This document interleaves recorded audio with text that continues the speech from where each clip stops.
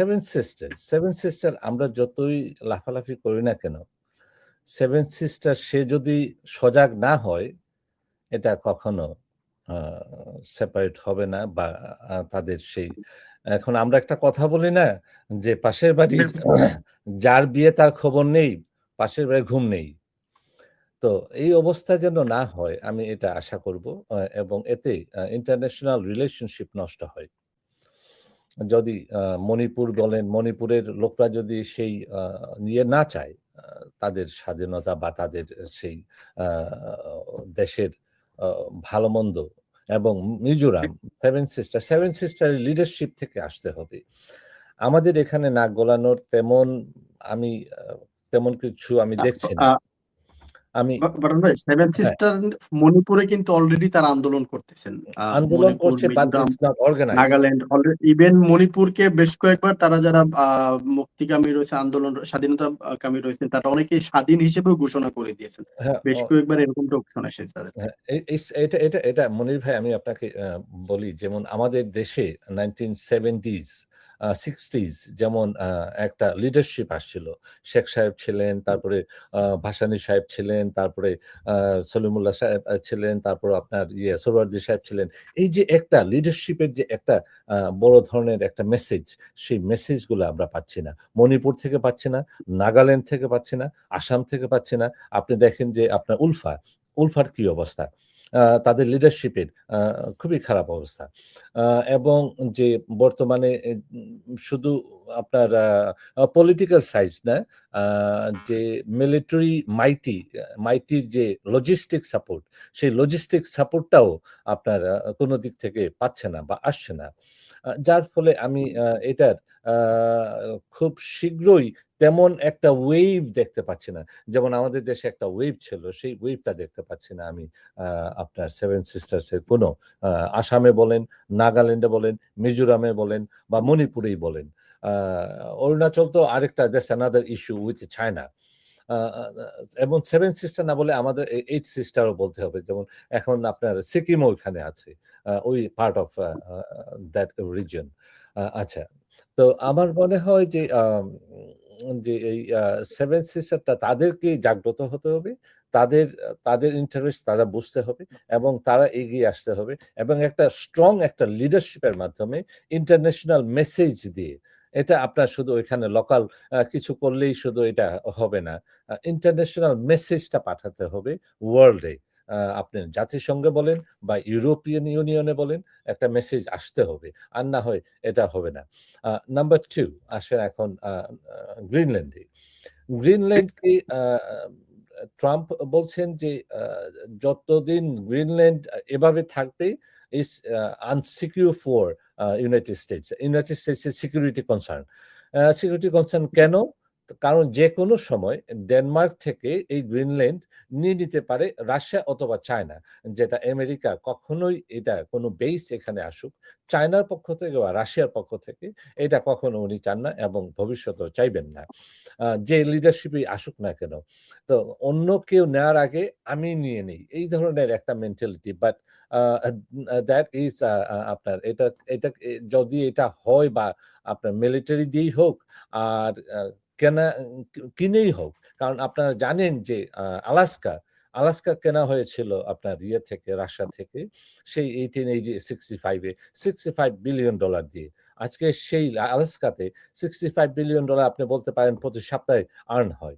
তো এরকম আপনার গ্রিনল্যান্ডকে যদি কেনা হয় তাইলে ডেনমার্ক এবং ইউরোপিয়ান ইউনিয়ন কতটুকু এটাকে সাপোর্ট করবে? এটা it's a big question mark. আজকে প্রেসিডেন্ট ট্রাম্প দাভোসে আছেন এবং উনি he is trying to convince all the European leaders that কতটুকু শুধু দেখো আমাকে একটা কথা উনি বলেছেন যে আ আমি তোমরা যখন বিপদে ছিলা first world war, second world war তখন আমার সৈন্য সামন্ত নিয়ে আমার মিলিটারি মাইট দিয়ে তোমাদেরকে সেভ করেছি। এখন আমার বিপদে বা আমার প্রয়োজনে তোমরা কতটুকু আমি এটা দেখতে চাই। এই কথাটা উনি বলেছেন যে তোমাদের বিপদে আমি সবসময় ছিলাম। কিন্তু আমার বিপদে বা আমার ইন্টারেস্টে তোমরা কতটুকু আমাকে সাপোর্ট করো, এটা এখন দেখার বিষয়। যদি যারা সাপোর্ট করবে না তাদেরকে 25% ট্যারিফ দেয়া হবে। এই হলো আপনার গ্রিনল্যান্ডে। তবে আচ্ছা, আমার মনে হয় না। পাঠান ভাই, গ্রিনল্যান্ডের যেটা বললেন যে যদি ট্রাম্প যুদ্ধ করে নিতে না বা যুদ্ধ করে না নিক বা কিনে হলেও নিয়ে নেবেন, প্রয়োজন আমি মনে গ্রিনল্যান্ডের করি না এখন যুদ্ধের তো প্রয়োজন আছে, যে ওখানে এমনি বেস আছে, আমেরিকার বেস আছে ওখানে, এবং আমেরিকার সৈন্য ওখানে থাকে। গ্রিনল্যান্ড তো এখন ডেনমার্কের আওতাধীন রয়েছে। ডেনমার্কে ডেনমার্কের আওতাধীন আওতাধীন। থাকলেও যে পরিমাণ বেস আছে এবং মিলিটারি মাইট হুম, আছে, ওইটা জাস্ট আপনার আমাদের বেস আছে ওখানে, ইয়েতে, হুম। গ্রিনল্যান্ডে কিন্তু অনেক টেরিটরি ওখানে। গ্রিনল্যান্ডের তো নিজস্ব সরকার ব্যবস্থা বা শাসন ব্যবস্থা তাদের নিজস্ব সরকারই রয়েছে গ্রিনল্যান্ডের, যদিও ডেনমার্কের আওতাধীন তারা। এখানে দেখেন মাত্র ৩০,০০০ হুম, মানুষ এখানে বসবাস করেন। এবং হুম, only 30,000, এবং দ্য সাইজ, গ্রিনল্যান্ডের সাইজটা হলো ওয়েস্টার্ন ইউরোপ থেকে আরো অনেক বড়। ওয়েস্টার্ন ইউরোপের হুম, অনেক বড় কিন্তু আপনার এই land land square metre is big. Uh আপনারা বাংলাদেশকে একটা ২০ টা বাংলাদেশ ওখানে আপনি ঢুকায় দিতে পারবেন। That's the hmm. সাইজ। ২০ টা না হলেও ১০-১২ টা আপনার ঢুকায় দিতে পারবেন। এই হলো আপনার সাইজ, গ্রিনল্যান্ডের সাইজ। কিন্তু জনসংখ্যা হলো মাত্র ৩০,০০০। তো এই যে ৩০,০০০ মানুষের মধ্যে খুবই কম মিলিটারি প্রেজেন্স। কারণ পুরা একটা আইল্যান্ডটাই বরফে ভর্তি থাকে, ঢাকা থাকে সারা বছর। কিন্তু এখানে আম রেয়ার আর্থ ম্যাটেরিয়াল এবং আ আ কিছু আপনার খনিজ সম্পদ আছে। যেটা আপনার very easy to uh uh to get in. But uh শুধু আমি এটা বলছি না যে easy to get in, the distance এ আমি বলছি।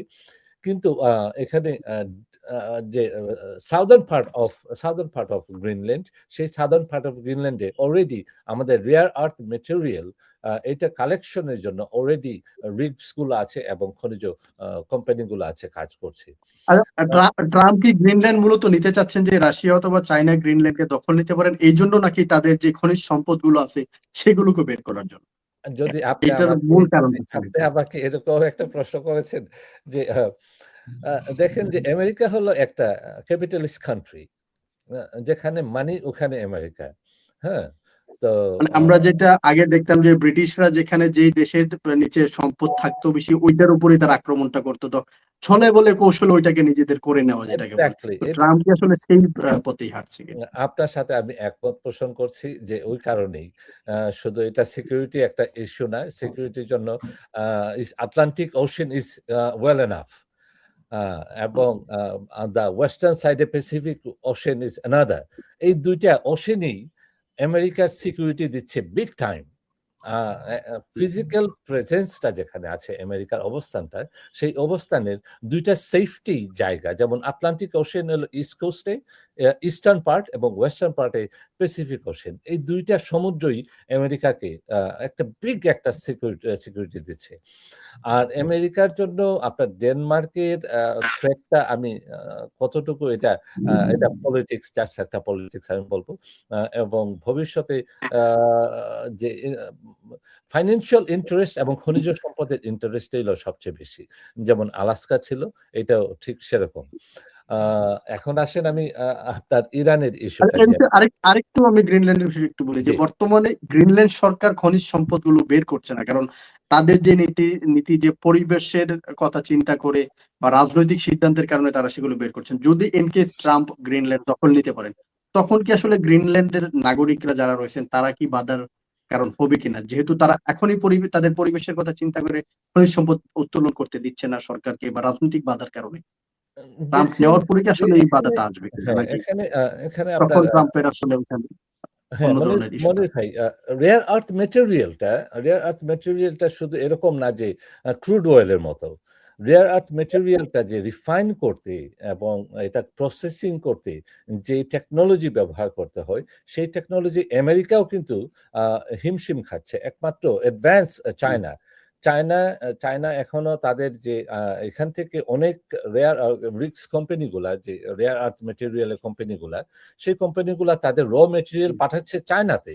চায়না থেকে ওইটা আবার রিফাইন হয়ে তারপরে আমেরিকাতে আসছে। এরকম অবস্থা। তো এইটা ডেভেলপ হচ্ছে, আমেরিকা এটা ডেভেলপ করছে এবং আমেরিকার ভিতরেই এটা এই রিফাইনারি ব্যবস্থা হচ্ছে। Most of them is in অ্যারিজোনাতে এবং নেভাদায় এবং অক্লাহোমায়। তো এই যে স্টেটগুলা, এই স্টেটগুলাতে আপনার প্রচুর পরিমাণ রেয়ার আর্থ কোম্পানিগুলা কাজ করে যাচ্ছে এবং চালিয়ে যাচ্ছে যে দেশের ভিতরেই যেন এই রিফাইন করা হয় পিওর রেয়ার আর্থ মেটেরিয়ালটাকে উত্তোলন করার জন্য। আমি এখন আমার মনে হয় যে এটা টোটালি ইজ ফাইন্যান্সিয়াল বেনিফিট এবং এটা ইয়ের জন্য নয়, খনিজ সম্পদের জন্য, not because of security threat.